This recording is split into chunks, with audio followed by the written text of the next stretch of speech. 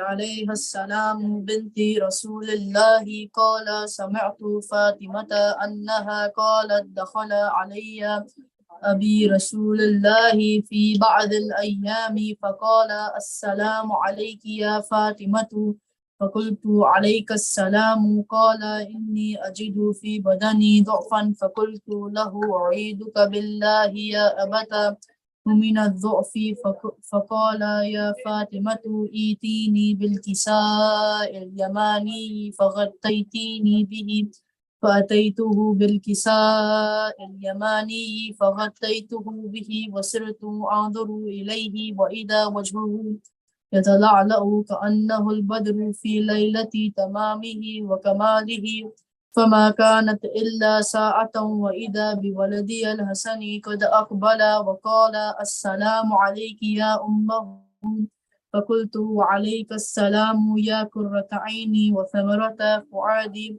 فقال يا أمه إني أشم عندك رائحة طيبة كأنها رائحة جدي رسول الله فقلت نعم إن جدك تحت الكساء فأقبل الحسن نحو الكساء وقال السلام عليك يا جده يا رسول الله أتأذن لي أن أدخل معك تحت الكساء قال وعليك السلام يا ولدي ويا صاحب هودي قد أذنت لك فدخل معه تحت الكساء فما كانت إلا ساعة وإذا بولدي الحسين قد أقبل وقال السلام عليك يا أمه فقلت وعليك السلام يا ولدي ويا قرة عيني وثمرة فؤادي فقال لي يا أمه إني أشم عندك رائحة طيبة كأنها رائحة جدي رسول الله فقلت نعم إن جدك وأخاك تحت الكساء فدنا الحسين نحو الكساء وقال السلام عليك يا جده السلام عليك يا من اختاره الله أتأذن لي أن أدخل معكما تحت الكساء فقال وعليك السلام يا ولدي ويا شافع أمتي قد أذنت لك فدخل معهما تحت الكساء فاقبل عند ذلك أبو الحسن علي بن أبي طالب وقال السلام عليك يا بنت رسول الله فقلت وعليك السلام يا أبا الحسن يا أبا الحسن ويا أمير المؤمنين فقال يا فاطمة إني أشم عندك رائحة طيبة كأنها رائحة أخي وابن عمي رسول الله فقلت نعم ها هو مع ولديك تحت الكساء فاقبل علي نحو الكساء وقال السلام عليك يا رسول الله أتأذن لي أن أكون معكم تحت الكساء قال له عليك السلام يا أخي ويا وسيي وخليفتي وصاحب لوائي قد أذنت لك فدخل علي تحت الكساء ثم أتيت نحو الكساء وقلت السلام عليك يا أبتاه يا رسول الله أتأذن لي أن أكون معكم تحت الكساء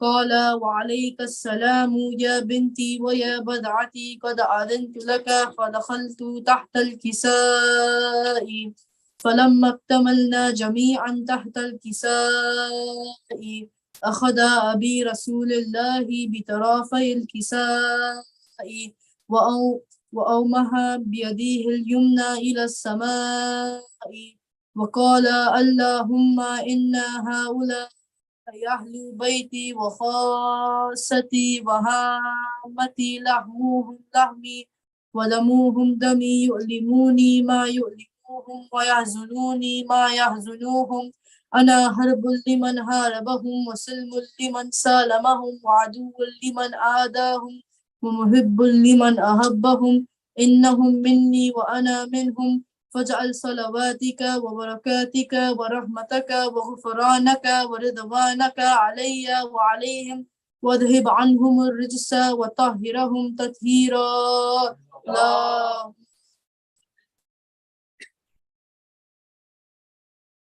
فقال الله عز وجل يا ملائكتي ويا سكان سماواتي إني ما خلقت سماء بنية ولا أرضا مدهية ولا قمرا منيرا ولا شمسا مضيئة ولا فلكا يدور ولا بحرا يجري ولا فلكا يسري إلا في محبتي هؤلاء الخمسة الذين هم تحت الكساء.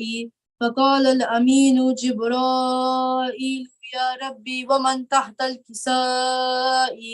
فقال عز وجل لهم أهل بيت النبوة ومعدن الرسالة هم فاطمة وأبوها وبعلها وبنوها.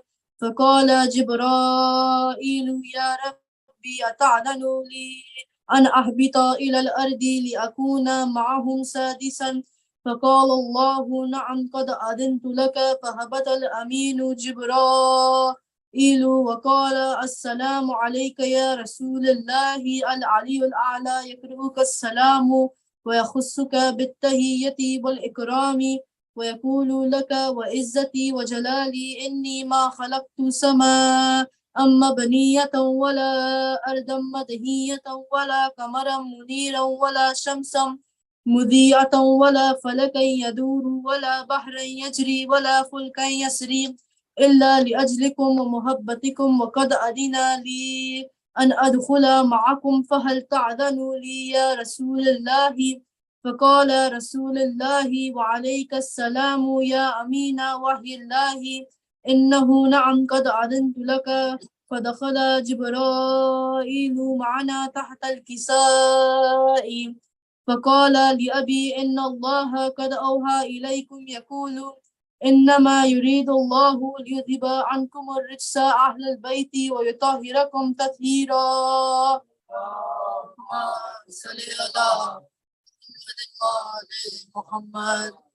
فقال علي لأبي يا رسول الله أخبرني ما لجلوسنا هذا تحت الكساء من الفضل عند الله. فقال النبي صلى الله عليه وآله والذي بعثني بالحق نبيا واصطفاني بالرسالة نجيا ما دخل خبرنا هذا في محفل من محافل أهل الأرض وفيه جمع من شيعتنا ومحبينا إلا ونزلت عليهم الرحمة وهفت بهم الملائكة واستغفرت لهم إلى أن يتفرقوا. فقال علي عليه السلام إذا والله فزنا وفزا شيعتنا ورب الكعبة.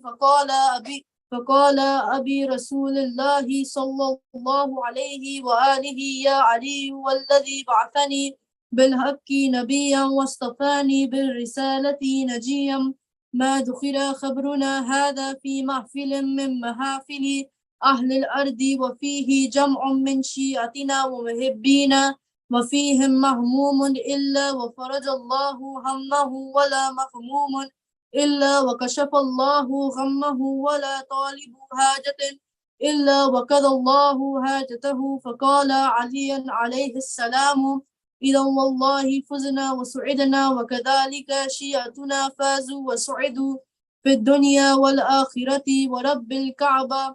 اللهم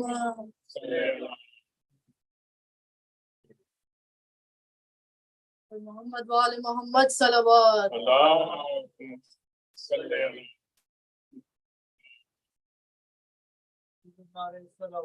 اللهم صل على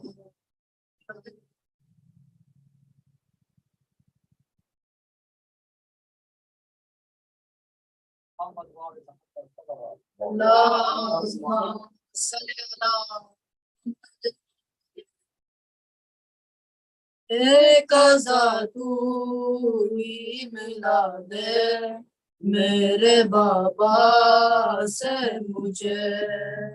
एक तू ही मिला दे میرے بابا سے مجھے میں وہ رخسار دکھاؤں گی میں وہ رخسار دکھاؤں گی جو نیلوں سے بھرے ایک ازا تو ہی ملا دے میرے بابا سے مجھے ایک ازا تو ہی ملا دے میرے بابا سے مجھے میرے چاچا جو ملیں گے تو وہ دور دیں گے مجھے وہ دور دیں گے مجھے پر میں پہلوں گی کہاں پر میں پہلوں گی کہاں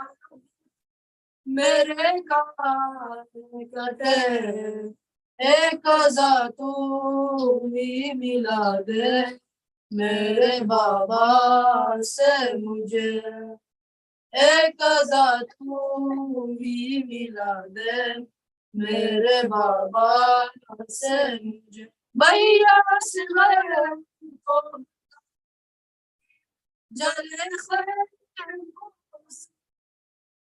جلے خیموں سے میں بچاتی رہی جھولے میں بچاتی رہی جھولے تبھی بال چلے ایک ازا تو ہی ملا دے میرے بابا سے مجھے ایک ازا تو ہی ملا دے میرے بابا سے مجھے میں جو دادی سے ملوں گی تو یہی پوچھوں گی یہی پوچھوں گی پسلیاں ٹوٹی ہو جس کی ہو پسلیاں ٹوٹی ہو جس کی ہو بلا کیسے جیے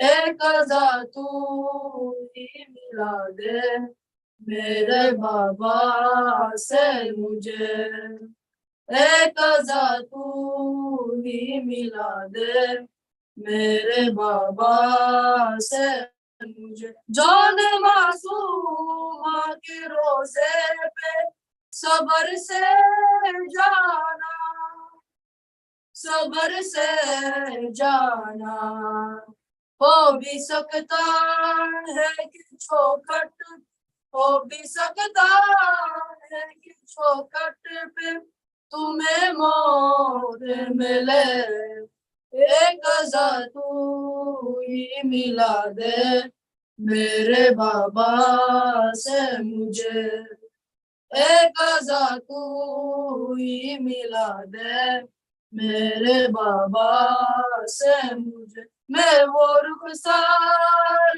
دکھاؤں گی میں وہ رخسار دکھاؤں گی جو نیلوں سے بھرے ایک ازا تو ہی ملا دے میرے بابا سے مجھے محمد وال محمد صلوات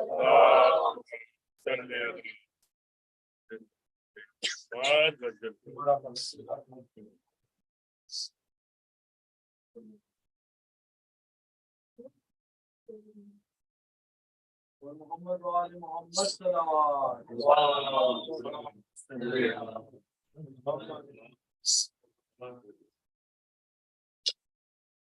أعوذ بالله من الشيطان الرجيم بسم الله الرحمن الرحيم والذين يؤمنون بما أنزل عليك وما أنزل من قبلك وبالآخرة هم يؤمنون and who believe in that message which has been revealed to you and in that which had been revealed before you and who have a firm faith in the hereafter. Salawat.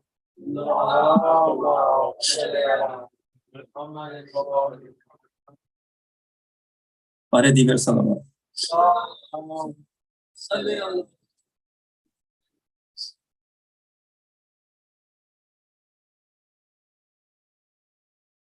नंतर सलावात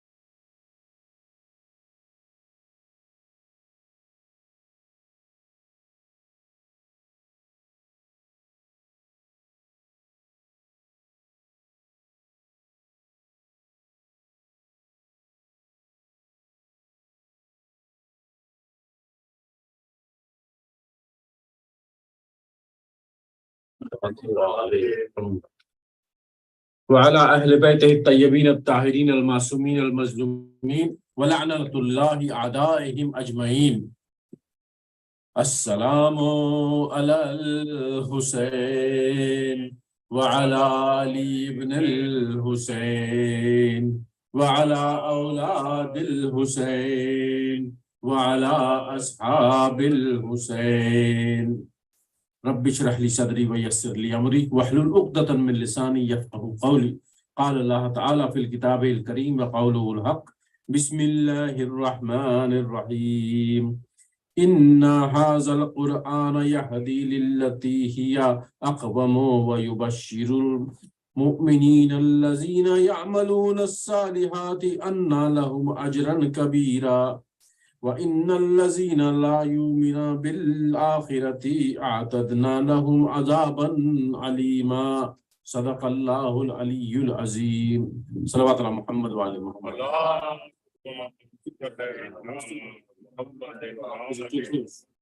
Is it too close? No, you're fine. You're fine? Yeah. Okay, thanks. Let me have the maneuverability to go close and go back. Inshallah. Sallu ala Muhammad wa ali Muhammad.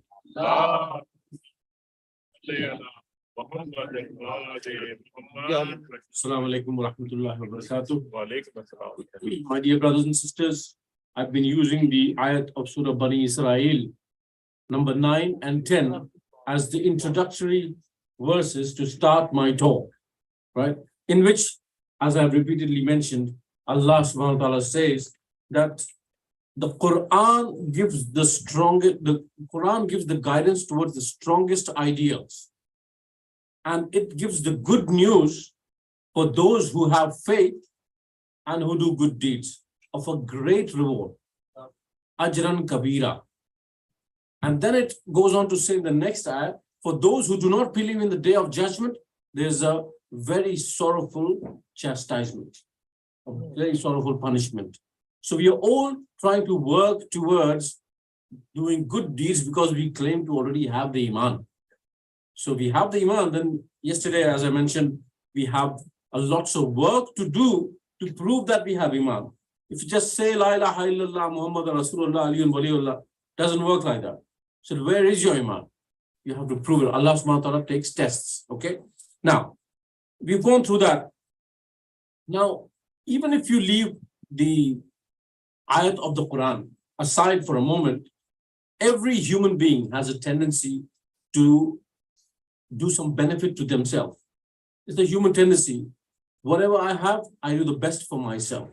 If I can do best for myself, I do the best for the others who I'm responsible for at least. And then for the people around me and the whole society. So generally the idea of human beings is that, we should benefit ourselves as much as we can. If you make an investment somewhere, you want to have some benefits out of it. You don't want to invest something, your time, your money, your energy, all the resources that you have, and just lose it. Nobody comes out to lose anything. In any field, whether you are in your sport, if you are in your school, if you're in your work, in your business, anything, you want to benefit yourself. Nobody wants to lose anything. So if you go with the idea of losing, then it is foolish. Everyone wants to benefit. In this world, we are here, now we are growing. What's the benefit? Okay, if we have food, we'll have good health. Then if we exercise, then we benefit by having a healthy body. Yeah. All that stuff is there. So once we leave this world, then we have to go somewhere where there's benefit. And that benefit we will reap from our investment in this world. Okay?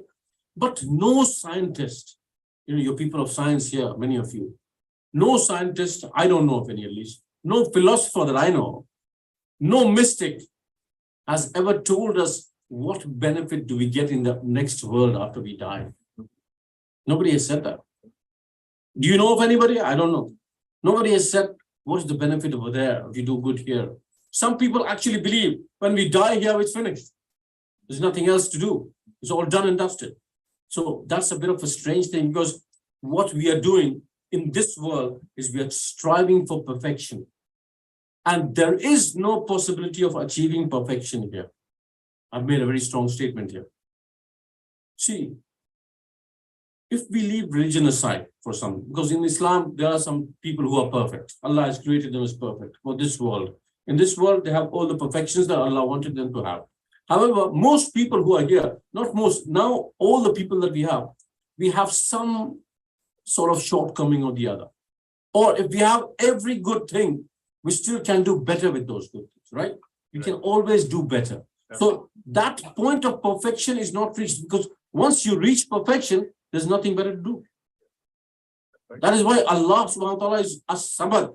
He's reached a stage, or he was always at the stage. He's not reached. Wrong statement, because when he reached means he wasn't there before. That's a wrong statement I made. He was always at a state where there was no improvement possible and there was no shortcoming possible. Always at the perfect state. So we always strive for perfection, to do the best. I want to look the best. I want to have the most money. But even if you have like $10 billion here, you could still have 10 billion in one.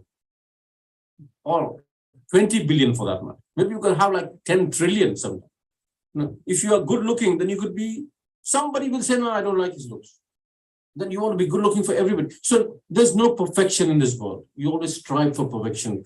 Now, if God has created us seeking perfection, then there must be a stage where we will reach perfection. Maybe not in this world, because we think this is the only life that we have. It is part of our existence. Remember, all of the youngsters and many of the elders as well, this is a part of our journey of life. This world is the lowest form of life or existence. Then we go to the next world, which we are more aware of the realities of existence. And then we reach the ultimate level of existence, which is in Jannah. And that is the only place where we can reach perfection. So we are not going to reach perfection yet. Nobody has been able to tell us what is there in the next world. Nobody has been able to tell us. I mean, I can go there. You can go there, but we'll not come back. Once we go there, we're not going to come back. So nobody can tell, except there was one. There was one who went and came back. And he told us what is there, what is Jannat, what is Jahannam, what is the state of people who are there who are good, and what is the state of people who are there who are bad. Salawat ala Muhammad wa ala Muhammad.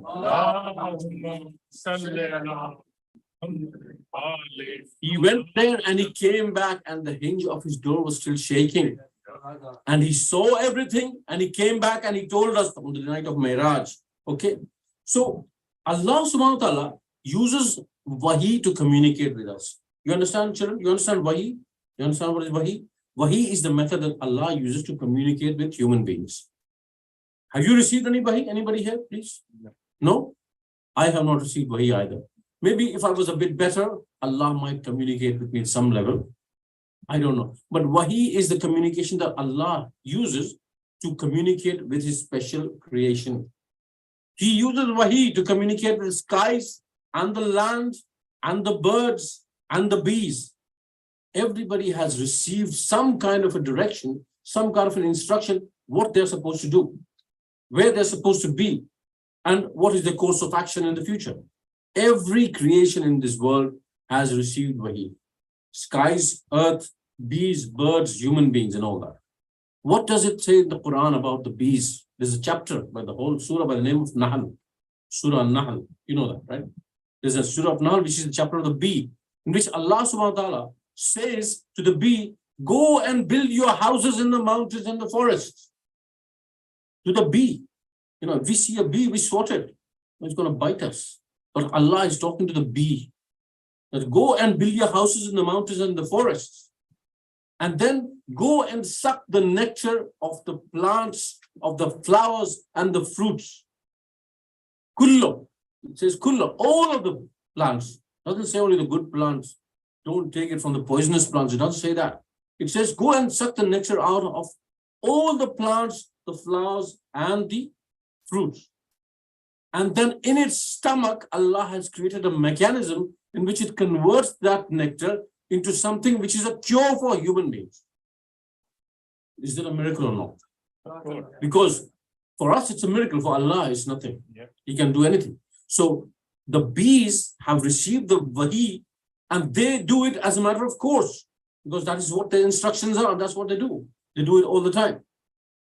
How interesting, there is some power which makes sure that whatever nectar the bees suck from a poisonous plant or from a good plant or from wherever they suck it, in their stomach, they will churn it into a liquid, which will be something which is known as shafa for the human beings or a cure for the human being. What is the liquid? Do you know the name of the liquid? Honey. Sallu ala Muhammad wa ali Muhammad.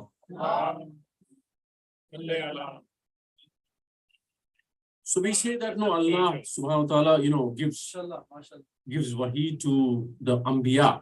Anbiya is a plural for Nabi. Yeah. So Rasul is one Rasul. Rusul means many Rasuls. So he speaks to the Anbiya. He speaks to the Rusul, all the prophets and the messengers. Can Allah not speak to anybody else other than Nabi? Of course, if he wants, he can. Is there any proof that he has? In the Quran? Where is the proof? Salawat ala Muhammad wa ali Muhammad, mashallah. Let me stop here. Let me give you some compliments. So this is not part of my subject, but even though your center is small and you have few people here, what I see amongst you all and the youngsters is very, very encouraging. Alhamdulillah, ala kulli khair. Because it is to see that the children are learning and they're knowing and they're expressing. So may you carry on this thing forever, inshallah. And more people join this group of people who are there and do it and come here for the sake of Allah, for getting closeness to Allah subhanahu wa ta'ala. It doesn't matter who holds office, who is rich, who is poor, who is from which country and which language he speaks, and everything like that. Come here, get together, because if you don't break barriers, nobody else will. We have to get together and we have to know each other. Quran says, I created you in different tribes so that you get to know each other. And the youngsters are doing very well, and inshallah they'll do even better. Parents, keep working on them. Otherwise, it's not that like Maulana ne tarif kar diya, it's okay. You're doing a good job. No, we might be doing a good job, but you have to do even better. Like I said, there's no perfection. If you don't strive, if you stop striving, it's very easy to go astray here and there. Salawat ala Muhammad wa ali Muhammad.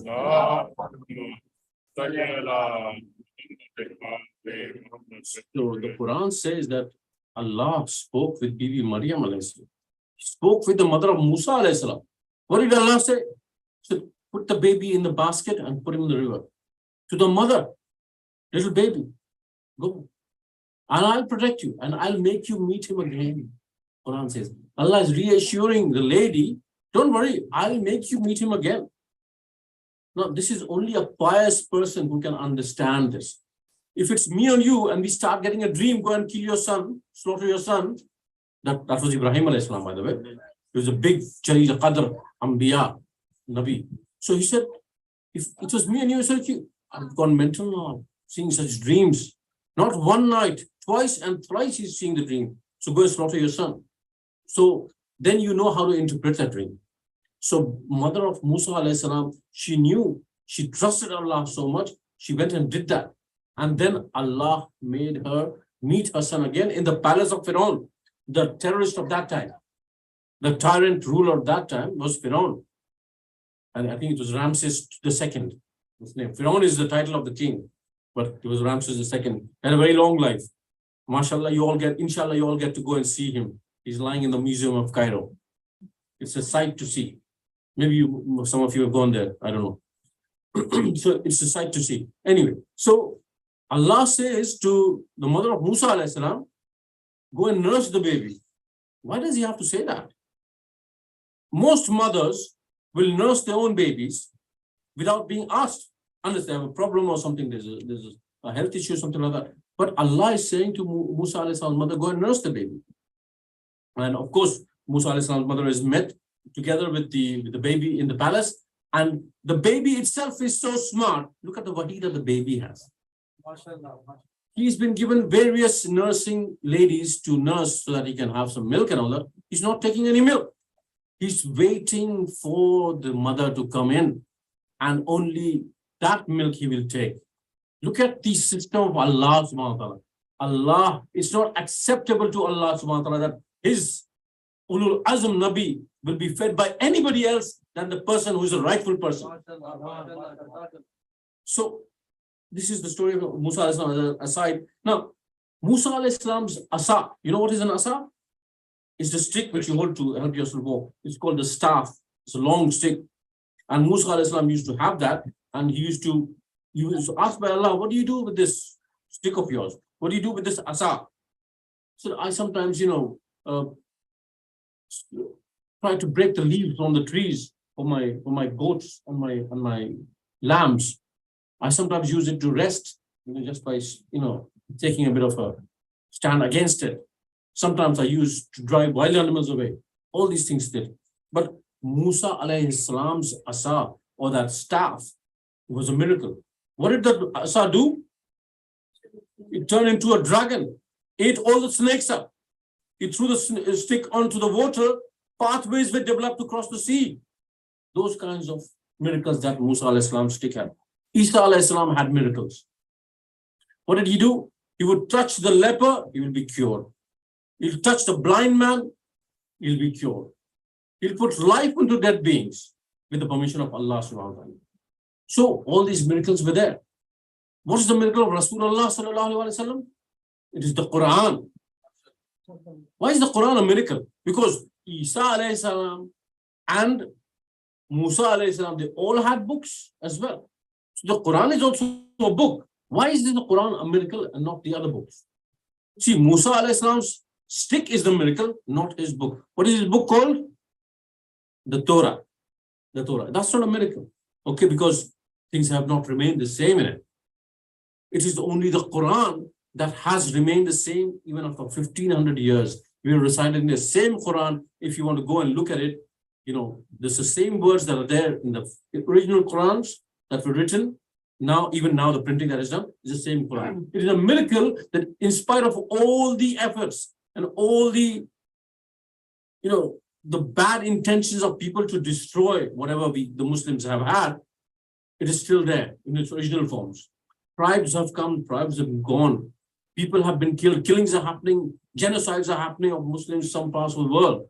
Yet the Quran, burnings have happened in the Quran, cartoons have been made, but the Quran remains intact. It's a miracle in itself that after so many, insidious efforts, the book remains the same. How come? Because Allah's intention is the greatest. His plan is the greatest. Nobody can destroy Allah's plan.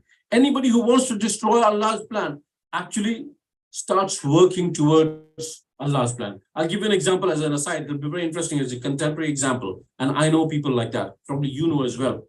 When this major incident in September 11th happened in your country, there was a lot of hatred against Muslims, right? Some of you might have felt it as well. A lot of hatred against Muslims. And people were looking at this Quran because there was a lot of propaganda against the Quran that this book is the one that terrorists are using. But they claim to be Muslims and the Muslims follow this book. So this is what it teaches violence and all that stuff. So many people took up the Quran to see what is this book trying to tell us. Why are they, hating us to destroy us? What have we done? This is the problem with people in this country. So why do the people hate us? Well, I'm not going to go into that. But the point is that there were many people who took up the book so that they could, dissect the Quran and actually could debate people who were favoring the Quran and say this is a wrong book. Those people, after reading the Quran, said, this is the book I was looking for all the time.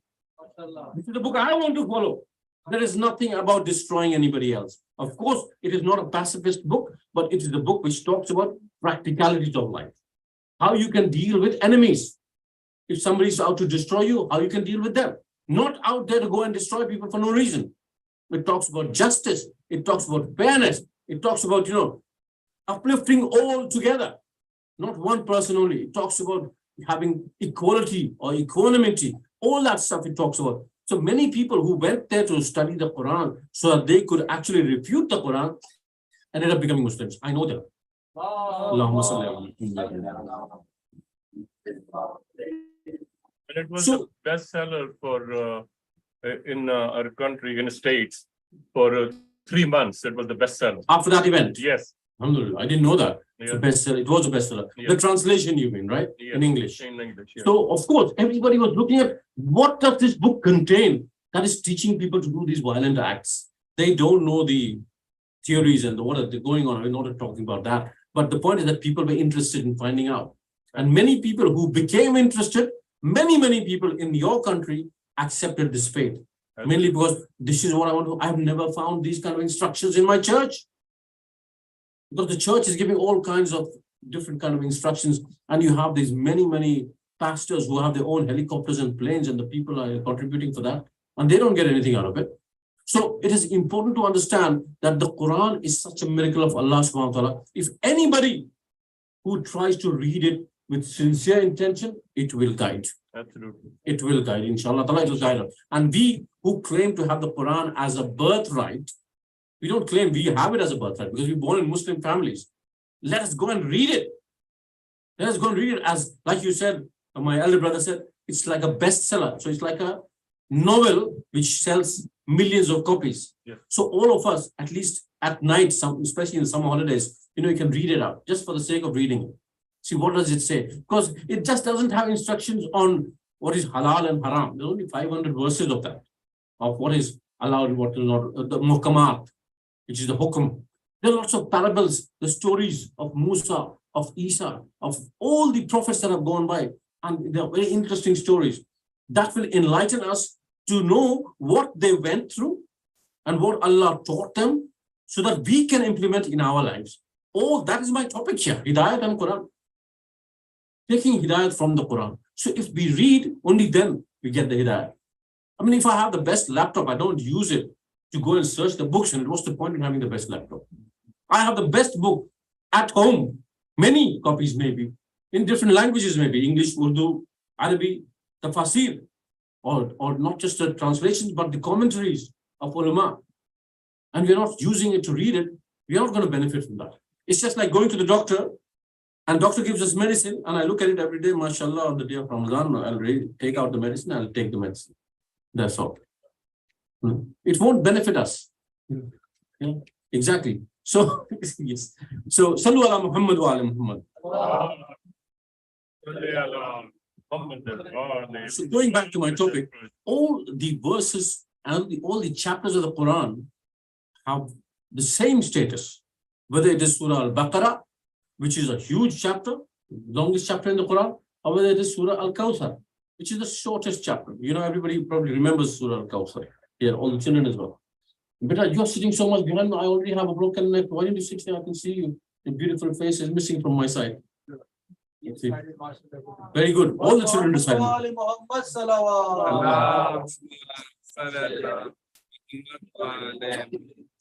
So Allah says that the status of each chapter is the same. There's nothing bigger chapter has bigger status. No. All chapters of the Quran have the same status. They might have a subject which is longer. They might have many subjects in one chapter, like it is there. Yet the status of each chapter is the same. Don't go by the size. That is what Rasulullah sallallahu alaihi wasallam said. All the Imams have the same status. Don't go by whether he's 35 years old or 5 years old or 7 years old. All the Imams have the same status, whether they are sitting or standing. What does it mean? It's not mean that he's sitting on the Farshi Azhar or he's standing in the outside on the pathway. No, it means whether they are being pacifist at that moment and agreeable, or whether they stand up and revolt. Both situations, they are the Imams. Which is why sometimes when they say, oh, Imam Hassan al-Islam was a very nice man. He was into doing some agreements for peace and all that. No, if Imam Hussain al-Islam was there at that time, he would have done the same thing what his brother did. Right? And Imam Hassan al-Islam, if he was there in the position of Imam Hussain al-Islam, he would have gone out and revolted. Because different times need different actions. And that is why Imams, whatever they do, they're doing it under the inspiration of Allah subhanahu wa ta'ala. Sallu ala Muhammad wa ala Muhammad. तो ये ना कहे ना कि 5 साल का इमाम क्या कहाँ बना दिया इनको इन्होंने. अरे 5 साल का 9 साल का तरावी पढ़ा रहा, पूरी कुरान पढ़ा महीने के अंदर, तो क्यों नहीं 5 साल का इमाम बन सकता? जो गोद में कह रहा इन्नी अब्दुल्ला, گود میں کہہ رہا ہے نبی بن گیا گود میں. یحییٰ علیہ السلام کو اللہ نے بچپن میں نبوت دے دی. ارے نبی تو ہمیشہ کا ہوتا ہے, یہ کہاں سے لیا کہ جب بالغ ہوگا تب نبی ہوگا؟ بلوغ سے نبوت کا کوئی رشتہ نہیں ہے. مرجعیت کا اجتہاد کا ہو سکتا ہے, بلوغ کے لیے نبوت کے لیے there is no کنڈیشن کی آپ کو بلوغت چاہیے. تو گود میں بھی نبی تھا, ٹھیک ہے. اور امام کے لیے بھی وہ کرائٹیریا نہیں چاہیے. وہ جب گود میں رسول کے تھا تو تلاوت کر رہا تھا قرآن کی بھی, انجیل کی بھی اور تورات کی بھی.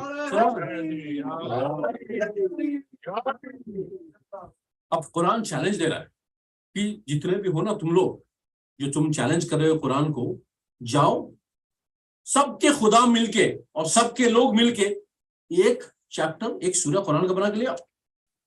اور تم نہیں بنا سکتے, یہ بھی کہہ رہا ہے خدا.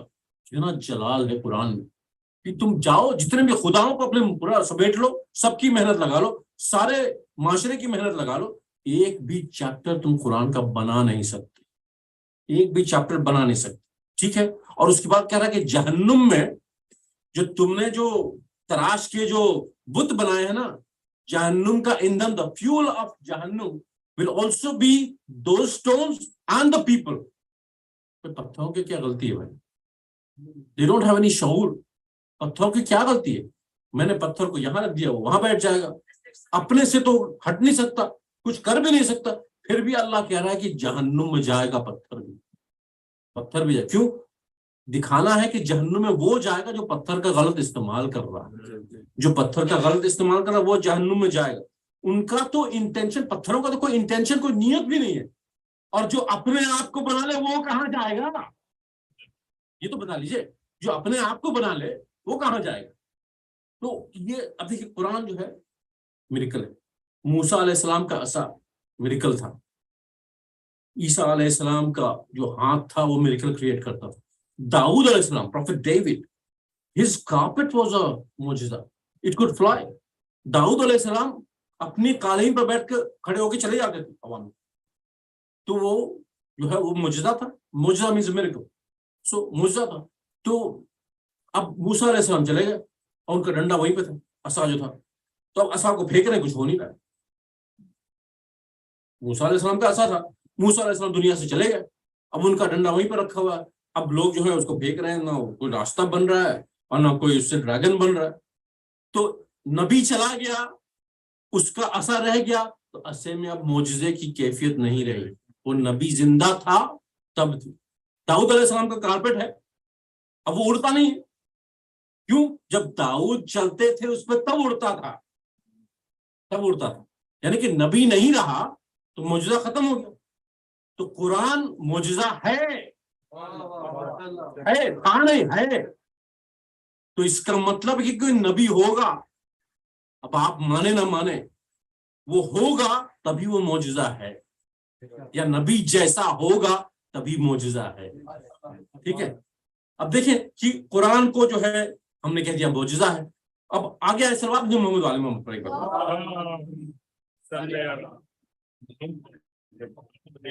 قرآن کہتا ہے رسول اللہ کو, اللہ سبحانہ تعالیٰ مخاطب ہے رسول اللہ سے, اے رسول, اے حبیب, تم نے نہیں دیکھا جب ہم نے ہاتھی والوں کو غرق کر دیا سورہ فیل, وہ کب دیکھا, کیسے دیکھ لیا؟ وہ تو اس کے بعد پیدا ہوئے. سورہ جب یہ نازل ہوئی ہے, جب ہاتھی والے جو آئے تھے, ابرہا جب آیا تھا اٹیک کرنے کے لیے کعبہ کے اوپر, it was before the birth of the prophet. اس وقت پروفیٹ کی پیدائش نہیں ہوئی تھی, بلکہ وہ اپنی ماں کے شکم میں تھے. ٹھیک ہے. تو اللہ کہہ رہا ہے کہ تم نے نہیں دیکھا, کیسے دیکھ لیں گے؟ اچھا اگر میں کہوں, آپ سے کہوں کہ علی بھائی آپ نے نہیں دیکھا کل مجلس تھی, تو مطلب کہنا ہے کہ آپ نے ضرور دیکھا کہ کل مجلس تھی. It's a rhetorical question. What I mean to say is that آپ نے تو دیکھا ہی تھا کہ کل مجلس تھی یہاں. میں کہوں کہ آپ نے کل نہیں دیکھا کہ وہ آئے تھے کل, تو آپ نے دیکھا, مطلب ضرور دیکھا. تو جو اللہ رسول کہہ رہا ہے کہ حبیب آپ نے نہیں دیکھا, مطلب کہ اللہ کہہ رہا ہے کہ آپ نے دیکھا تھا کہ کیسے میں نے ہاتھی والوں کو غرق کیا. اچھا ٹھیک ہے. اس کے بعد اللہ کہہ رہا ہے کہ اے حبیب آپ نے نہیں دیکھا میں نے عاد کے قبیلے کو کیسے غرق کیا تھا. Aad is a tribe, name of a tribe. وہ 3-4 ہزار سال پہلے رسول اللہ کے ان کا حادثہ ہوا تھا. اس کو بھی کہہ رہا اللہ آپ نے نہیں دیکھا. دیٹ مینس آپ نے دیکھا کہ میں نے کیسے غرق کیا تھا ان کو, ٹھیک ہے. اچھا آپ نے نہیں دیکھا کہ ہر چیز جو پورے مخلوقات میں ہے وہ کس طرح سے تسبیح کرتی ہے. تو رسول نے یہ بھی دیکھا کہ ہر چیز تسبیح کر رہی ہے. اچھا ٹھیک ہے, پھر اللہ کہہ رہا ہے رسول سے کہ اے حبیب آپ نے نہیں دیکھا کہ میں نے ہر چیز کو خلق کیا حق پہ. تو وہ دیکھ رہا تھا کہ خلق ہو رہی ہیں چیزیں, اور صرف خلق نہیں ہو رہی ہیں, حق پہ خلق ہو رہی ہیں. with the truth they were being created. تو اللہ سبحانہ وتعالیٰ کہہ رہا ہے سب کچھ, یا رسول اللہ سب کچھ دیکھ رہے. تو رسول کی بصیرت کیسی ہے, کیا دیکھتے ہیں رسول. اچھا آپ کو کہوں کہ اس دیوار کے پیچھے کیا, تو آپ نہیں بتا سکتے مجھے. آپ کو پتا ہے کہ کوریڈور ہے, مجھے بھی پتا ہے کہ میں بھی یہاں 2-3 دن سے آ رہا ہوں, 4 دن سے آ رہا ہوں, لیکن ایکچولی اس وقت کیا ہو رہا ہے یو کانٹ, بیکاز آپ کے پاس وہ ویژن نہیں ہے, اللہ نے نہیں دے رکھا ہمیں کہ بتائیں کہ اس کے پیچھے کیا ہو رہا ہے. ٹھیک ہے, کچھ نہیں پتا چلے گا ہمیں. اور رسول وہ ہے جو کہ زمانہ پار کر کے دیکھ رہے ہیں, نہیں زمانہ پار کر کے رسول دیکھ سکتے ہیں. تو اللہ نے ان کو کیا بصیرت دی. دیکھیں اب اس کی بات دیکھیں کہ جو بھی آدمی دیوار کے اس طرف ہے وہ دیوار کے اس طرف کی چیز دیکھ رہا ہے, جو دیوار کے اس طرف ہے وہ دیوار کی اس طرف کی چیز دیکھ رہا ہے, اور دیوار پہ بیٹھ جائے اوپر تو دونوں سائڈ کی چیز دیکھ رہا ہے. دونوں سائڈ دیکھ رہا ہے کہ نہیں دیکھ رہا. سب لوگ ہیں میرے ساتھ, دھیان کہاں ہے سب کو, صلوات بھیجو محمد والے. دیکھیے ایک بہت بڑے پوائنٹ پہ آ گیا ہوں, اس نے آپ کو چھیڑا میں نے چھیڑا. ٹھیک ہے, جو دیوار کے اوپر بیٹھ جائے گا he will see this side and that side also. تو کعبہ قوسین وہی جگہ ہے جہاں بیٹھ کے رسول ادھر بھی دیکھتے ہیں ادھر بھی دیکھتے ہیں, آخرت بھی دیکھ رہے ہیں دنیا بھی دیکھ رہے ہیں. صلوات ہے محمد والے محمد پر. تو رسول سب کچھ دیکھ رہے ہیں, ساری مخلوقات کو دیکھ رہے ہیں. جب کریٹ ہو رہا ہے حق کے ساتھ تب بھی دیکھ رہے ہیں. تو اللہ کہہ رہا ہے کہ اے رسول آپ سب نے کچھ دیکھ رہے ہیں, میری آنکھیں آپ کی طرف, میں آپ کو دیکھ رہا ہوں. I am watching over you. کب دیکھ رہا, نبی بننے کے بعد کی بات نہیں ہو رہی, اس وقت بھی جب عالم ارواح میں تھے تب بھی اللہ رسول کو دیکھ رہا ہے. جب ماں کے شکم میں تھے تب بھی اللہ رسول کو دیکھ رہا ہے. جب مکے کی گلی میں گھوم رہے تھے تب بھی اللہ رسول کو دیکھ رہا ہے. جب تبلیغ کر رہے تھے تب بھی اللہ رسول کو دیکھ رہا ہے اپنے, اور جب جنگ کر رہے تھے تب بھی اللہ رسول کو دیکھ رہا ہے, اور جب قلم مانگ رہا تھا تب بھی اللہ رسول کو دیکھ رہا ہے. قلم مانگ رہا, اللہ دیکھ رہا تھا, دلوا دیتا نہیں. کسی نے کہا کہ ضرورت نہیں ان کو دینے کی, کسی نے کہا, لیکن عقیدہ تو آپ کا ہے کہ وہ لکھنا جانتا ہی نہیں تھا. اگر کسی کو جو نہیں لکھنا جانتا ہے اس کو ہم قلم دے دیں تو کیا لکھے گا, اسکربل کرے گا کچھ, doesn't make any sense. تو اگر لکھنا نہیں جانتا تو دے دیتے, نہیں دیا. دیکھیے وہ جو زمانہ تھا نا, آج کل کے جو لوگ ہیں نا وہ بھلے عقیدہ رکھتے ہو کہ نہیں لکھنا جانتا تھا, لیکن اگر مانگتے قلم تو شاید دے دیتے. آج کل کے زمانے کے لوگ دے دیتے, لیکن نہیں لکھنا جانتا دے دیجیے, کیا جاتا ہے. لیکن اس زمانے والے بڑے شاطر تھے, ان کے زبان پہ کچھ اور تھا اور دل میں کچھ اور معلوم تھا ان کو کہ یہ لکھ دے گا, یہ لکھ دے گا, اگر لکھ دے گا تو ہمارا منصوبہ فیل کر جائے گا. بے شمار. اور جو جس کے زبان پر کچھ ہو اس کے دل میں کچھ ہو وہ اسلام نہیں ہوتی ہے. منافقت means hypocrisy. Hypocrisy is something in which you believe something else but you say something so that people are pleased. منافقت یہ ہے. اسلام is about the truth. truth کو سٹینڈ کرنے کے لیے کوئی سپورٹ نہیں چاہیے ہوتا ہے. تو منافقت ایسی چیز ہے, if you are saying something wrong and you believing something else, anytime there's a contradiction between what you believe and what you say, that is hypocrisy. صلو علی محمد وعلی محمد.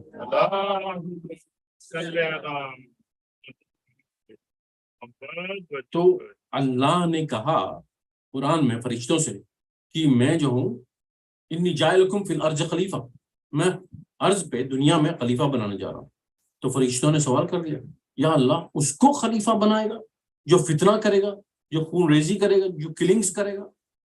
تو کیوں کہا بھائی؟ فرشتے یعنی کہ دیکھ رہے تھے نا کہ کوئی کرتا ہوگا نا, کچھ دیکھا ہوگا انہوں نے کہ یہ جو ہے مارے گا، یہ کاٹے گا، جو بھی ہو.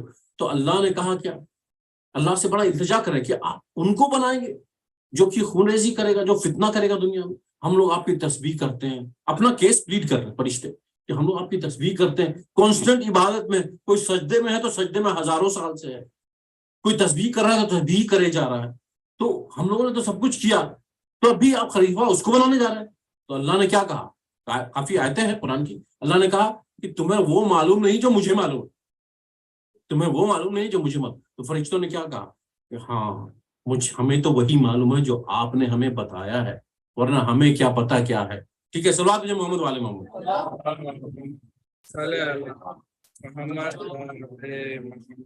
دیکھیے اللہ بنائے گا خلیفہ، اس پوائنٹ پہ پھر میں آگے جو کل کروں، اللہ خلیفہ بنائے گا. اللہ نے کہا میں خلیفہ بناؤں تو اللہ ہی بنائے گا.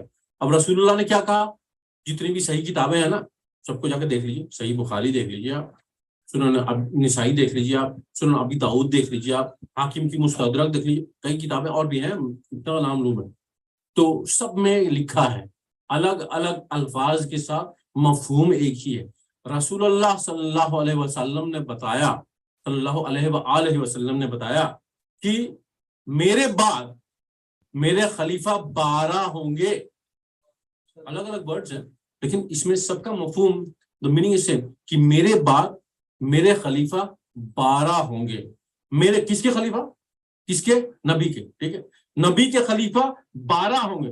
بنائے گا کون،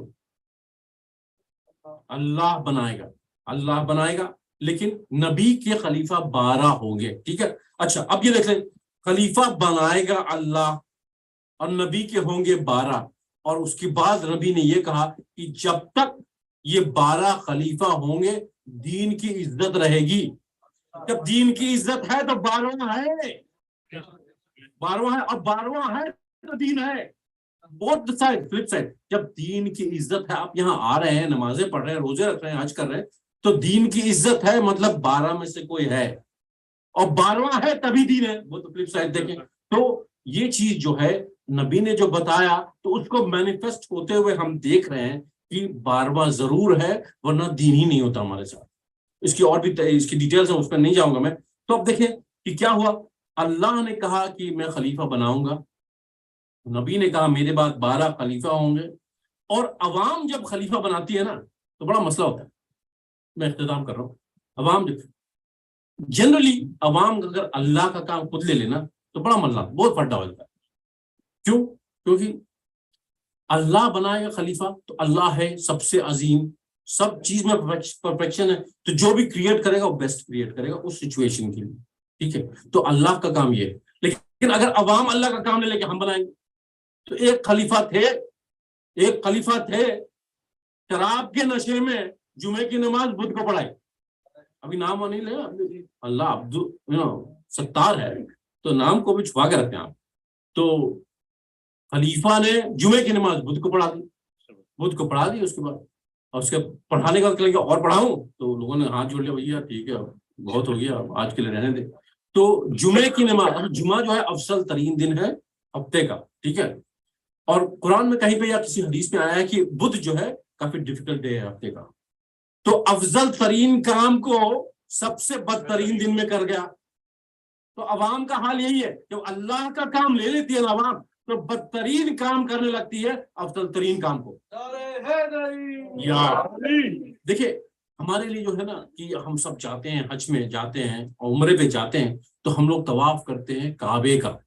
ٹھیک ہے، آپ کی بات میں تو طواف کرتے ہیں کعبے کا. کیوں کرتے ہیں طواف کعبے کا؟ یو نو واٹ از طواف؟ Going round anticlockwise 7 times. اگر 7 times آپ کعبے کے طواف کریں گے تو ایک طواف کہلاتا ہے. 7 rounds اگر آپ کر لیں گے تو ایک طواف کہلاتا ہے. وہ امپورٹنٹ چیز ہے عمرہ یا حج کی. تو کیوں کرتے ہیں ہم لوگ کعبے کی طرف، کعبے کے اطراف میں کیوں کرتے ہیں؟ کعبہ کیا ہے؟ اللہ کا گھر ہے. اللہ کو دیکھا آپ نے رہتے ہوا کیا آپ نے کہ اللہ کا گھر کیسے کہا بھائی؟ آپ نے صحیح کہا، سوال جو محمد والے نہیں، اللہ نے ایک اپنے لیے گھر بنا دیا ہے تاکہ ہم لوگ فوکس کر سکیں کیونکہ ہم لوگوں کا نا ڈسٹریکشن بہت ہوتا ہے. تو ہم لوگ فوکس کر سکیں ایک ہی جگہ، ایک ہی ڈائریکشن میں عبادت کریں ہم لوگ. ٹھیک ہے، ٹھیک.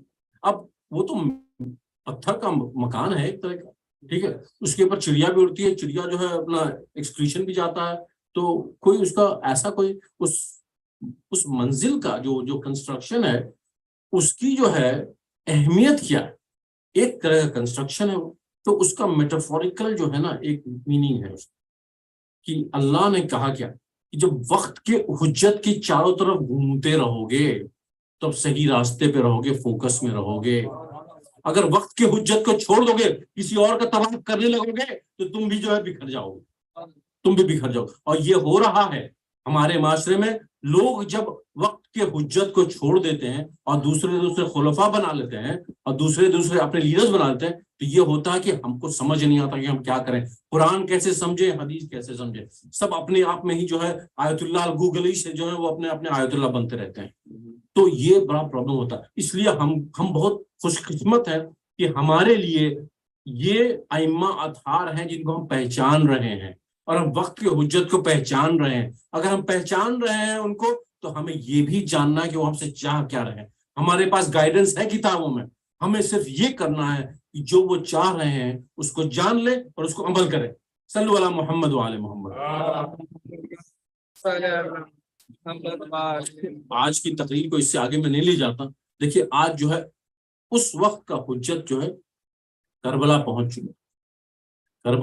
چکا ہے اور اس کے وقت کافی ڈیفیکلٹ وقت آ گیا ہے. امام حسین علیہ السلام اپنے ساتھی کو اپنے کھوج رہے ہیں، کہاں کون ہے جو میری مدد کرے گا. بہت لوگ آئے تھے مکہ سے آئے، راستے میں بھی کئی لوگ چلے گئے کہ بھائی اس میں کوئی فائدہ نہیں ہونے والا ہمارا. وہ کیا فائدہ دیکھ رہے تھے؟ جیسے میں نے بینیفٹس کی بات کی، دنیا میں کیا فائدہ ہوگا. دنیا میں کبھی یہ کچھ لوگ سوچ کے آئے تھے کہ بھائی امام جنگ جیتیں گے تو ہمیں بھی کچھ منسٹری ملے گی، کچھ عہدہ ملے گا، کچھ پیسے کہیں سے جو ملے گا، مال غنیمت ملے گا. وہ سب کچھ نہیں ہونے والا. سب کچھ جس کو دکھتا جا رہا تھا راستے میں وہ جاتے جا رہے تھے. اور کچھ اصحاب ایسے تھے جن کو پتا چل رہا تھا کہ حسین کربلا میں ہے اور حسین کو مدد کی ضرورت ہے، تو سب کچھ چھوڑ کے آ رہے تھے. Level of quality of people الگ الگ ہے. اور اس میں سے ایک تھے حضرت حبیب ابن مظاہر، کوفہ کے تھے، بنی اسد کے سرداروں میں سے. اور اس کے بعد ان کو ایک قاصد آ کے خط دیتا ہے جب وہ کھانے کے ٹیبل پر بیٹھ رہے ہیں. تو کھانے کے ٹیبل جب رزق کے ساتھ بیٹھتے ہیں نا تو یہ کہا جاتا ہے کہ کسی کے لیے نہ اٹھیں آپ انلیس کی وقت کا امام نہ آ جائے. کسی ماں باپ بھی آ جائے نہیں، اگر بیٹھ چکے ہیں تو آپ کھائیے، کھانا کھائیے. تو اس کے پہلے آپ ماں باپ کا اہتمام کر لیجیے، وہ الگ چیز ہے. لیکن حبیب کھانے پر بیٹھ چکے ہیں، دستک ہوتی دروازے پر. کون ہے؟ غلام نے کہا کہ حسین کا قاصد آیا. حسین کا قاصد نام سنتے ہی حبیب جو ہے کھڑے ہو گئے، امامہ کچھ نہیں لگا، ننگے پیر دروازے پر. تو حسین کا قاصد خط لیا. دیکھیے کیا محبت. خط لیا، حسین علیہ السلام کا نام جہاں تھا چوما، اس کے بعد خط کو کھولا اور اس کے بعد کیا لکھا تھا امام حسین نے؟ اعلی رجلا فقیہ، اس مرد کے لیے جو فقیہ ہے، جو نالجبل ہے. اگر امام وقت کسی کو ایڈریس کرے کہ تم بہت نالجبل ہو تو اس کا سوچے کتنا درجہ ہوگا. حبیب ابن مظاہر پڑھ رہے ہیں اعلی رجلا فقیہ انی حسین ابن علی، مطلب حسین ابن علی کی طرف سے یہ خط. اب دیکھیں حبیب نے پڑھا خط کو اور اس کے بعد لاسٹ میں امام حسین نے اس میں لکھا تھا میری مدد کو آنے کے لیے دیر نہ کرنا. یہ امام حسین کی کیفیت، دیر نہ کر. گئے واپس بیٹھے دسترخوان پہ، اہلیہ محترمہ بھی موجود تھی. اب حبیب جو ہے ٹیسٹ لے رہے ہیں اپنی فیملی کا. تو رکھ دیا خط، رکھ دیا، کھانا کھانے لگی، شروع کیا کھانا. زوجہ نے پوچھا حبیب کیا لکھا ہے حسین نے؟ تو حسین کربلا پہنچے ہوئے ہیں اور وہ کہہ رہے ہیں کہ میری مدد کو آؤ. تو زوجہ کا جو ہے سڈنلی جو ہے اینٹینا کھڑا ہو گیا. کہنے لگی تو تم نے کیا سوچا؟ تم کھانے پر آ کے بیٹھ گئے ہو، تم نے سوچا کیا؟ تو حبیب کہہ رہے ہیں کہ دیکھو بڑا پہرا ہے کوفے میں، بڑی ڈیفیکلٹیز ہیں، شہر میں بڑا مشکل ہے، اریسٹ ہو رہے ہیں، سب کو پتہ چل جائے گا تو مجھے بھی پکڑ لیں گے. تب زوجہ نے ان کو کہا کہ حبیب تم کھانا کھاؤ، تم چوڑیاں پہنو، مجھے تلوار دے دو، میں جا رہی ہوں حسین کے پاس. تو حبیب نے کہا کہ نہیں، ایسا کبھی ہو سکتا ہے کہ امام حسین ابن علی بلائے اور حبیب گھر میں بیٹھا رہے. میں تو صرف چیک کر رہا تھا. اس کے بعد حبیب نے اپنے غلام کو کہا کہ تم گھوڑا لے کے شہر کے باہر جاؤ تاکہ میں دیکھا نہ جاؤں کہ میں گھوڑے پر جا رہا ہوں کہیں. وہ گھوڑا لے کے جو ہے وہ ان کا غلام چلا گیا باہر, اور حبیب دبتے قدم سے پچھلی سڑکوں سے ہوتے ہوئے کہیں کہیں سے وہ پہنچے جہاں پر ان کا گھوڑا تھا. اب وہ غلام گھوڑے کے ساتھ انتظار کر رہا تھا. اچھا, بیچ میں جب جا رہے تھے ان کی ملاقات مسلم ابن اوسجا سے ہوئی. مسلم بڑے بوڑھے آدمی تھے, اوور 80 ایئرز اولڈ. کہنے لگا حبیب کہاں جا رہے ہو؟ حسین کا خط آیا ہے, انہوں نے مدد کے لیے بلایا. مسلم نے کہا ہم بھی چلیں گے, تم چلو ہم بھی آ رہے ہیں. تو جب حبیب پہنچے اپنے غلام کے پاس تو دیکھا غلام جو ہے گھوڑے سے باتیں کر رہا ہے, بور ہو رہا تھا, باتیں کر رہا ہے کہ اے میرے گھوڑے, اگر میرا آقا نہ آ پایا, اگر میرا آقا نہ آ پایا نا, کیونکہ شہر میں بہت ساری پہرے داری ہے, تو میں تمہارے ساتھ جاؤں گا حسین علیہ السلام کی مدد کرنے کے لیے. حبیب نے جب یہ سنا نا تو آنکھوں میں آنسو آ گئے کہ آج جو ہے غلام کو بھی حسین پہ ترس آ رہا ہے کہ ایسے دن آ گئے امام حسین علیہ السلام. امام حضرت حبیب نے گھوڑا لیا اور اپنے غلام کو کہا کہ جاؤ میں تمہیں آزاد کرتا ہوں, تم کو جہاں جانا ہے جاؤ, میں جا رہا ہوں حسین کی مدد کے لیے. تو غلام نے کہا آقا جب آپ جا رہے ہیں حسین کی مدد کے لیے تو مجھے بھی لیتے جائیے, مجھے اس وقت کیوں آزاد کر رہے ہیں؟ کیا دیکھیں کیا احساسات تھے لوگوں کے, کچھ لوگوں کے. حبیب پہنچے, خیمے کے پاس پہنچنے لگے تو امام حسین باہر نکل آیا خیمے سے کہ میرا دوست آ رہا ہے, میں استقبال کروں گا خود. تو بی بی زینب نے دیکھا اپنے خیمے سے کہ حسین خیمے کے باہر چلے آئے. لیکن کیا بات ہے, فضا سے پوچھوایا کہ حسین بھیا کیوں باہر نکل کے آئے؟ کہنے کہ میرا دوست حبیب آ رہا. حبیب آئے, پیر پہ گر گئے حسین کے. حسین نے ان کو گلے سے لگایا, اے حبیب آپ کو دیکھ کر مجھے بڑی خوشی ہوئی, مجھے بڑی دھارت ملی کہ آپ آ گئے میرے پاس. تو حبیب نے کہا کہ حسین آپ بلائیں اور میں نہ آؤں, یہ خادم تو آپ ہی کا خادم ہے, آپ جب بلائیں تب ہم آئیں گے. اتنے میں بی بی زینب کی آواز آئی کہ فضا کہہ دو حبیب سے کہ بنت علی تمہیں سلام بھیجتی ہے. حبیب کی آنکھوں میں آنسو آ گئے کہ آج یہ دن آ گیا کہ علی کی بیٹیاں مجھے سلام کر رہی, اب یہ دن آ گیا. اس کے بعد جب جنگ شروع ہوئی تو حبیب نے بہت زبردست جنگ کی, بہت زبردست جنگ کی. مسلم ابن اوسجا بھی پہنچ گئے. کچھ ایسے صحاب تھے نا, اصحاب تھے امام حسین علیہ السلام کے, جو ان کے لیے کچھ بھی کرنے کو تیار تھے. سارے ہی کرنے کو تیار تھے وہاں پہ جتنے تھے, لیکن کچھ لوگ ایسے تھے ان کے دوستوں میں جو کچھ بھی کر رہے تھے. مسلم ابن اوسجا سامنے کھڑے ہو جاتے تھے جب تیر چلتا تھا حسین کی طرف. ایک تیر نے ان کو گرا دیا زمین پر گرا دیا.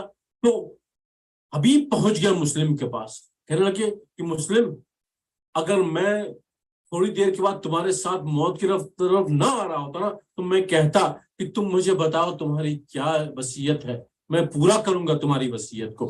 تو مسلم نے کہا کوئی وصیت نہیں. حبیب نے کہا پھر بھی تمہاری اہلیہ اور بچہ یہاں پہ, ان کو میں بتا دوں گا, تم وصیت کر کے بتاؤ تو مجھے. پھر کہنے لگی کوئی وصیت نہیں. اشارہ کیا حسین کی طرف, ان کو اکیلا نہ ہونے دینا, کبھی اکیلا نہ ہونے دینا. جب حسین دوڑے ہوئے آئے, مسلم نے اپنی آنکھیں کھول کی زیارت کی, کہا مولا میں نے آپ کی دوستی کا, آپ کی غلامی کا حق ادا کیا کہ نہیں کیا؟ حسین نے کہا مسلم میں تم سے راضی, میرے بابا راضی, میری ماں بھی راضی, میرے نانا بھی راضی, اللہ بھی راضی. مسلم کی آنکھیں بند ہو گئی اس وقت. اتنے میں دوڑتا ہوا ایک بچہ چلا آیا خیمے سے باہر. اس کی تلوار جو ہے خط کھینچ رہی تھی زمین پہ. امام نے دیکھا یہ کون بچہ ہے. لوگ اس کو پچکار کے اس بچے کو لے کے آئے, امام کے پاس لے کے آئے. یہ کہنے لگا بچہ تمہارے والد کا کیا نام ہے؟ کہنے لگا والد یہی تو ہے ہمارے, مسلم کے والد یہ والد ہے.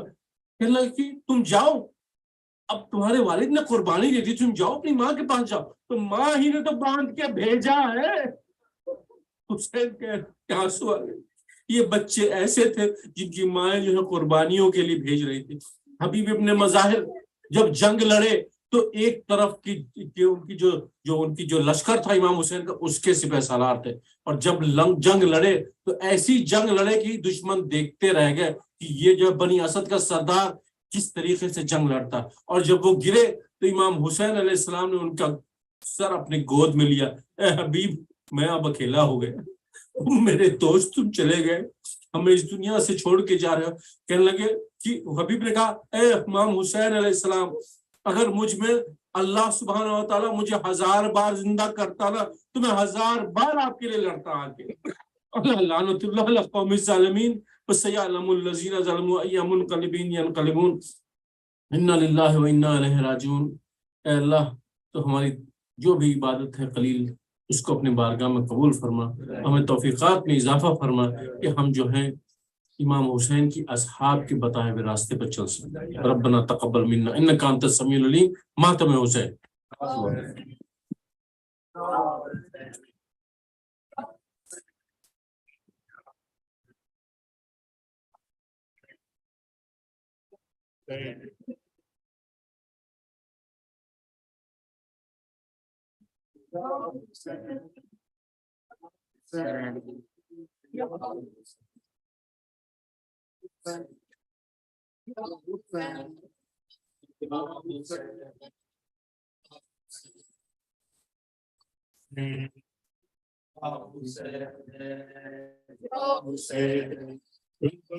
والے ہمیں در سے رضا دیتے ہیں، کربلا والے ہمیں در سے رضا دیتے ہیں، تیر پر تیر دکھا کر یہ دعا دیتے ہیں، تیر پر تیر دکھا کر یہ دعا دیتے ہیں۔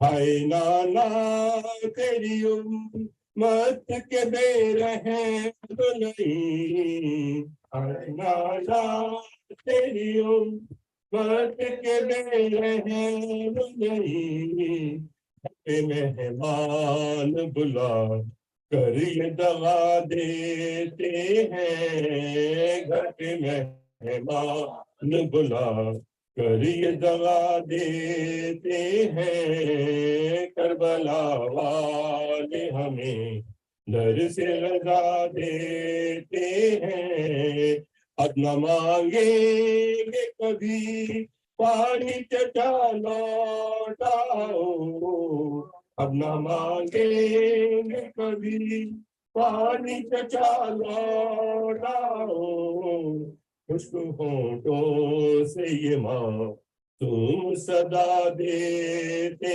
ہیں، خشک ہونٹوں سے یہ ماں تم صدا دیتے ہیں، کربلا والے ہمیں در سے رضا دیتے ہیں، کیسے حافظ سے کوئی قرآن کو بھی نہ سمجھے، کیسے حافظ سے کہ قرآن کو بھی نہ سمجھے، ذبح کرتے ہیں تو پانی بھی پلا دیتے ہیں، ذبح کرتے ہیں تو پانی بھی پلا دیتے ہیں، کربلا والے ہمیں در سے رضا دیتے ہیں، کیسے ظالم کے سونے بھی نہ پائے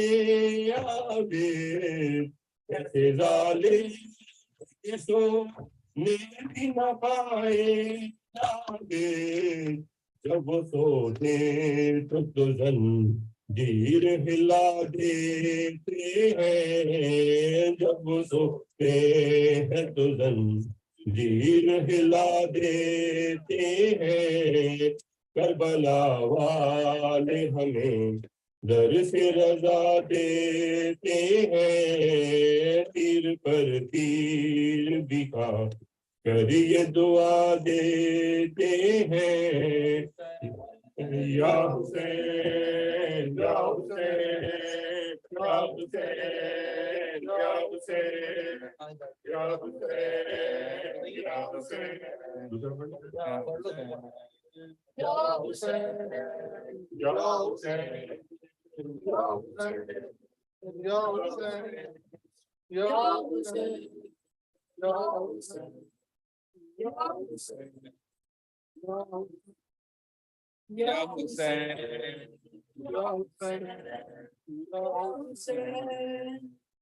قدموں سے سکینہ نے یہ منظر دیکھا چند قدموں سے سکینہ نے یہ منظر قدموں سے سکینہ نے یہ منظر دیکھا اے شمر کا پاپ شمر کا پاپ چلتا ہوا بندر دیکھا چند قدموں سے سکینہ نے یہ منظر دیکھا چند قدموں سے سکینہ نے یہ منظر دیکھا اے خاک پر گرتی رہی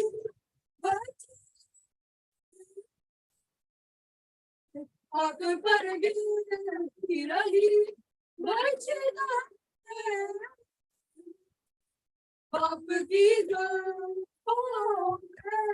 باپ کی ظلم رب دست ستم کر دیتا چند قدموں سے سکینہ نے یہ منظر دیکھا چند قدموں سے سکینہ نے یہ منظر دیکھا اے ظلم تو یہ طاقت کرنے سے پہلے اس نے ظلم تو یہ طاقت کرنے سے اس نے مار کر بیٹی کو مار کر بیٹی کو تعبیر کو ہنس کر دیکھا چند قدموں سے سکینہ نے یہ منظر دیکھا چند قدموں سے سکینہ نے یہ منظر دیکھا اے روک لے ہاتھ کو شاہ یاد ہونا پھر کرے روکلے ہاتھ کو شاہ یاد ہونا پھر کرے کی گردن کی گردن بیٹی نے رکھ کر سکینہ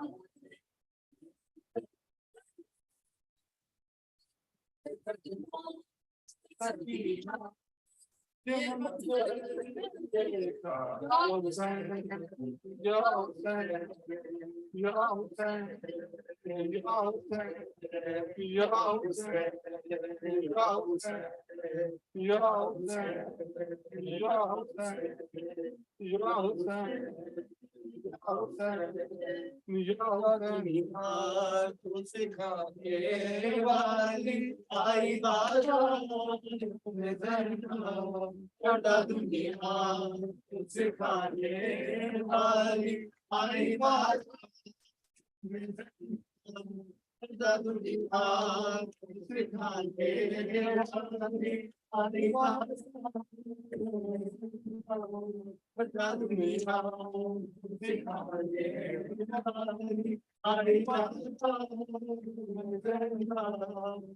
دنیا سکھانے والی آئی گھر سے باہر بھی نہ آنے والی گھر سے باہر آئی بازار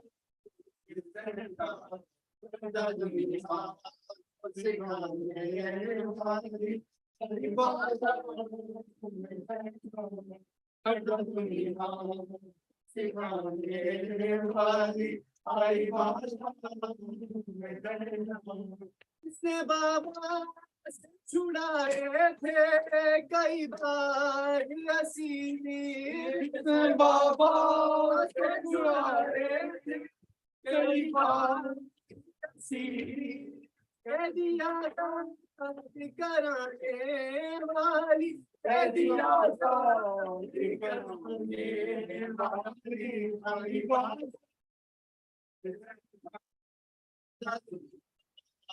سکھانے والی آئی بات دنیا کو سکھانے والی آئی بات پردہ دنیا کو سکھانے والی آئی بات جلتے خیموں سے اٹھا لائی عباس کے بعد جلتے خیموں سے اٹھا لائی عباس کے بعد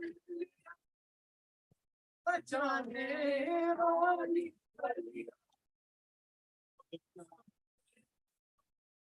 آئی بات پردہ دنیا سکھانے والی آئی بات پردہ دنیا سکھانے والی آئی بات پردہ دنیا کو سکھانے والی آئی بات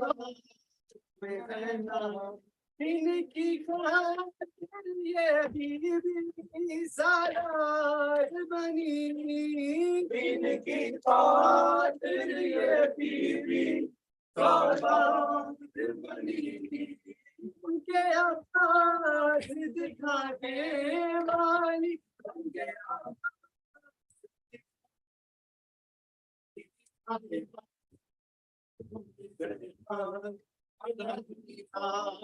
سکھانے والی آئی بات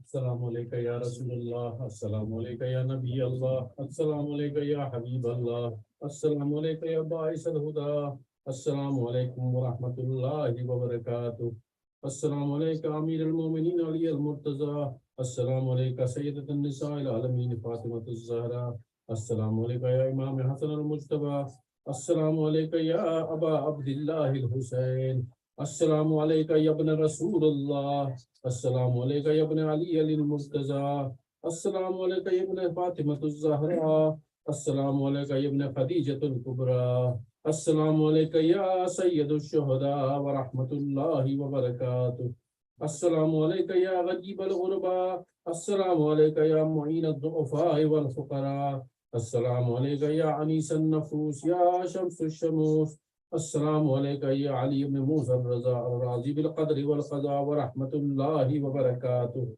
السلام علیکم یا صاحب العصر والزمان، الامان الامان الامان من فتنة الزمان، السلام علیکم یا شریک القرآن، السلام علیکم یا امام الانس والجان، السلام علیکم یا خلیفۃ الرحمن، السلام علیکم یا قامی الکفر والطغیان، السلام علیکم یا دافع الظلم والعدوان، عجل اللہ تعالی فرجک وسہل اللہ مخرجک وظہورک وجعلنا من انصارہ وعوانک، اللہم صلی علی محمد وآل اللہم کل ولیک الحجۃ ابن الحسن صلواتک علیہ وعلی آلہ فی هذه الساعة وفی کل ساعة ولیا وحافظا وقائدا وناصرا ودلیلا وعینا حتى تسكنه أرزقا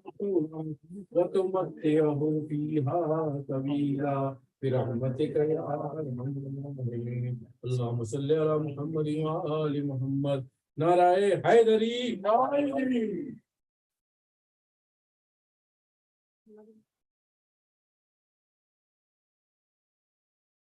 آگے آگے بچوں آگے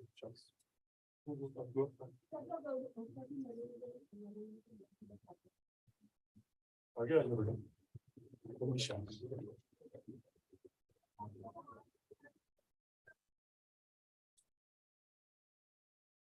اللهم صل على محمد وعلى آله وصحبه. Surah Fatiha for the being of the sponsors of tonight's Majlis, Sister Muharram and inshallah.